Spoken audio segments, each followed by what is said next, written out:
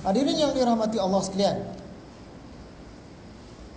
dalam kuliah yang lalu, antara perkara yang kita hidangkan ialah hasil daripada ilmu.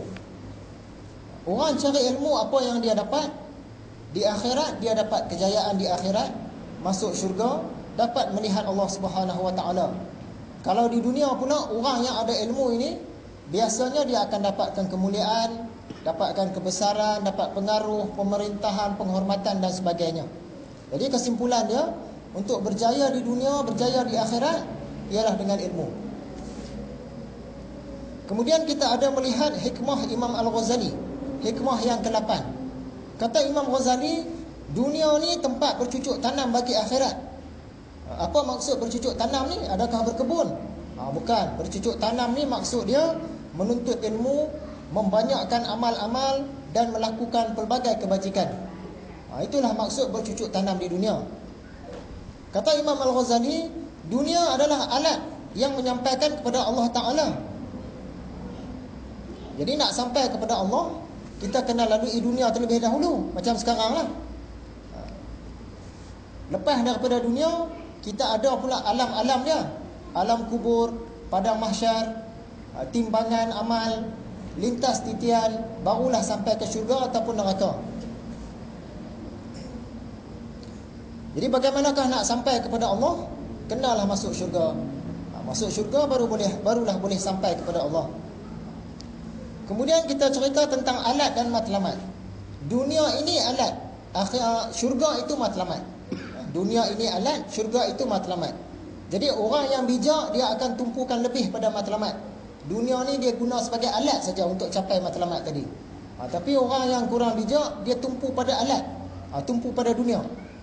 Dia tumpu pada dunia. Bila sampai kepada matlamat dia, akhirat nanti dia rugi. Apakah kebahagiaan tertinggi? Kebahagiaan tertinggi ialah melihat Allah Subhanahu Wa Taala. Apakah kebahagiaan abadi? Kebahagiaan abadi ialah masuk ke dalam syurga. Dua-dua benda ini kita kena usaha supaya dapat. Kebahagiaan tertinggi, kebahagiaan abadi. Dan akhirnya dalam kuliah yang lepas, kita cerita tentang alasan. Alasan-alasan yang biasa dibagi oleh orang yang kita ajak berdakwah, dia tak mau.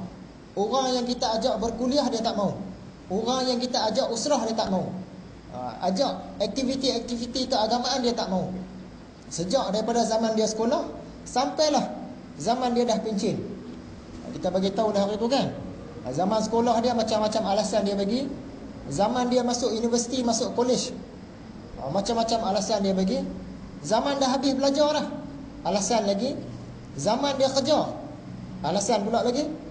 Zaman dah kahwin, alasan lagi. Anak-anak, isteri nak jaga, mak mentua semua. Zaman anak-anak masih kecil, bagi alasan lagi. Zaman anak-anak dah besar, bagi alasan lagi. Zaman dah pencen dah, bagi alasan lagi. Aku ni dah tua, anak tak bagi, dah tak apa sihat, sampailah ke mati. Macam-macam alasan bagi, tak mau terlibat dengan dakwah, usrah, kuliah, tarbiyah dan sebagainya. Ni jenis orang yang rugi, orang yang tumpu pada alat, tumpu pada dunia. Rugilah. Sekarang kita nak masuklah kuliah kita kali ni.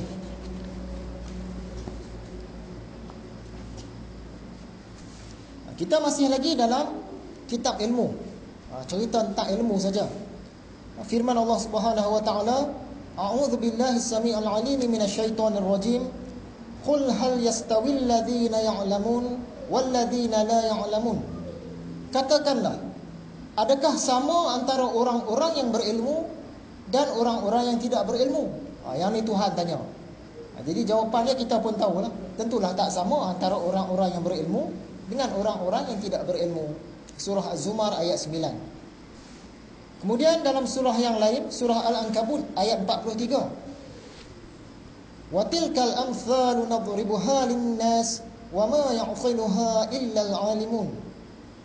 Contoh-contoh itu kami buat untuk manusia dan tidak ada yang mengerti kecuali orang-orang berilmu. Jadi dalam Al-Quran, dalam kehidupan kita sehari-hari, banyak contoh-contoh pengajaran-pengajaran yang Tuhan bagi. Daripada alam sekeliling kita pun ada banyak pengajaran yang Tuhan bagi.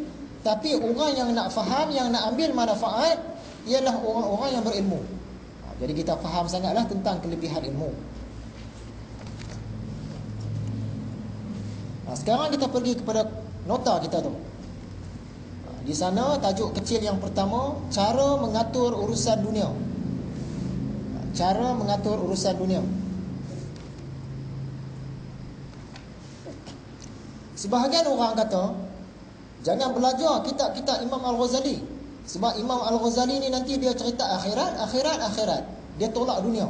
Betulkah Imam Al-Ghazali dia tolak dunia?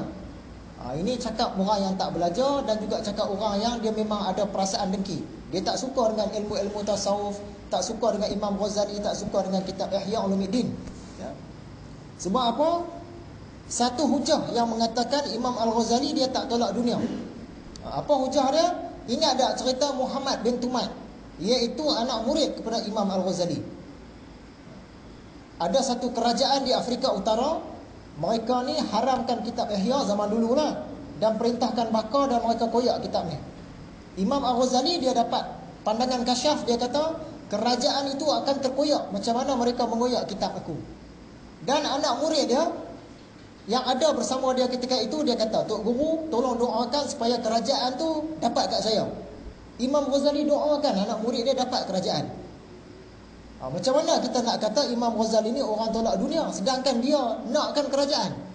Bahkan bila anak murid dia sudah dapat separuh daripada kerajaan di Afrika Utara itu, Imam Ghazali nak pergi ke sana, tapi dia tak sempat nak pergi.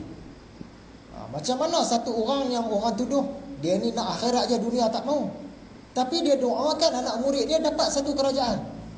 Ini menunjukkan dakwaan mereka ni tak benar. Imam Ghazali ni dia seimbang, akhirat pun dia nak, dunia pun dia nak. Kalau tidak, takkanlah dia nak suruh anak murid dia bentuk kerajaan, dan dia nak pergi pula berkhidmat di bawah kerajaan anak murid dia. Di sini dalam kitab Ihya bahagian ilmu, Imam Ghazali sentuh pula secara sepintas lalu tentang cara mengatur urusan dunia. Macam mana orang yang dituduh dia tak mau dunia, dia boleh tulis cara atur urusan dunia. Ini menunjukkan Imam Ghazali sebenarnya dia memang tidak meninggalkan dunia sebagaimana yang didakwa, yang dituduh. Dunia pun dia perjuangkan, akhirat pun dia perjuangkan juga.